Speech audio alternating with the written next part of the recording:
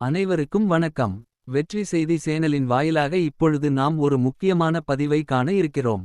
RCB வெற்றி விழா கொண்டாட்டத்தின் போது 11 பேர் உயிரிழந்தனர். முறையான திட்டமிடல் இல்லாததும் கூட்ட நெரிசலைச் சரியாக கையாளாததுமே இந்த சோக சம்பவத்துக்கு காரணம் என மாநில காங்கிரஸ் அரசை எதிர்க்கட்சிகள் குற்றம் சாட்டி வருகின்றன. மறுபக்கம் இச்சம்பவத்துக்கு இரங்கல் தெரிவித்த முதல்வர் சித்தராமையா உயிரிழந்தோரின் குடும்பங்களுக்கு 10 லட்சம் இழப்பீடு அறிவித்தார். அதோடு மாஜிஸ்திரேட் விசாரணைக்கும் உத்தரவிட்டார். கர்நாடக உயர் நீதிமன்றத்தில் தொடுக்கப்பட்ட பொதுநல வழக்கு நீதிபதிகள் வி காமேஸ்வர் ராவ் எம் ஜோஷி ஆகியோர் அடங்கிய அமர்வில் விசாரணைக்கு வந்தது.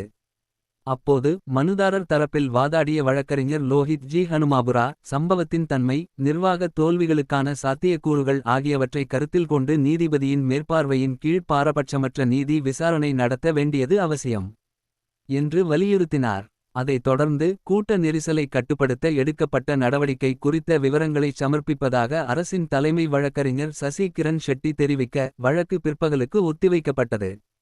பின்னர் மீண்டும் பிற்பகலில் தொடங்கிய விசாரணையில் மேலும் பல வழக்கறிஞர்கள் ஆஜராகினர். அதில் மூத்த வழக்கறிஞர் அருணா ஷியாம் சம்பவத்தின்போது ஆம்புலன்சுகள் எங்கே அனுப்பப்பட்டன என்பதை அரசு முதலில் தெளிவுபடுத்த வேண்டும். அதோடு கூட்ட நெரிசலை கட்டுப்படுத்த வேண்டியவரே விசாரணை நடத்த நியமிக்கப்பட்டிருப்பதால் சுதந்திரமான விசாரணை அமைப்பை நியமிக்க நீதிமன்றம் உத்தரவிடலாம் என்றார். அவரை தொடர்ந்து மற்றொரு வழக்கறிஞர் மாநில அரசாக இருந்தாலும் சரி மாநில கிரிக்கெட் சங்கமாக இருந்தாலும் சரி இந்த நிகழ்ச்சியை நடத்த முடிவு செய்தது யார் என்ற கேள்விக்கு பொதுமக்களுக்கு பதில் வேண்டும். நாட்டுக்காகவோ அல்லது மாநிலத்துக்காகவோ விளையாடாத வீரர்களை பாராட்ட அரசுக்கு என்ன கடமை? எதற்காக சட்டமன்றம் விதான் சவுதா மற்றும் சின்னசாமி மைதானம் என 2 இடங்களில் நிகழ்ச்சி நடத்தப்பட்டது என்று கேள்விகளை அடுக்கினார்.